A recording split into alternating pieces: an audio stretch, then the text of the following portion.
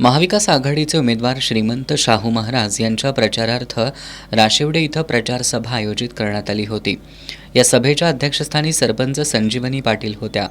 या सभेत बोलताना श्रीमंत शाहू महाराज यांनी शेतकरी, युवक, महिला यांच्या विकासाचा अजेंडा घेऊन इंडिया आघाडी निवडणुकीला सामोरं जात असून या आघाडीचा उमेदवार म्हणून देशाच्या आणि जिल्ह्याच्या विकासासाठी मी प्रयत्नशील राहीन अशी ग्वाही दिली।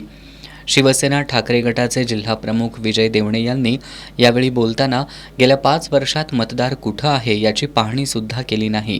अशा खासदारांना मतदारांनी आता त्यांची जागा दाखवून देण्याची गरज आहे, असा हल्लाबोल केला। गोकुळचे माजी संचालक पी.डी. धुंद्रे यांनी यावेळी बोलताना भोगावती साखर कारखान्याच्या उभारणीसाठी शाहू महाराजांनी विनामूल्य 25 एकर जमीन दिल्याचं सांगितलं। शिवाय 100 शेअर्स खरेदी केले। त्यांच्याच जमिनीवर सध्या भोगावती साखर कारखाना उभा आहे। हे उपकार न फिटणारे आहेत। भोगावती कारखाना कार्यक्षेत्रातील जनतेनं हे विसरून चालणार नाही। यासाठी त्यांच्या उपकाराची परतफेड श्रीमंत शाहू महाराजांना मतदान करून करूया, असं आवाहन धुंद्रे यांनी केलं।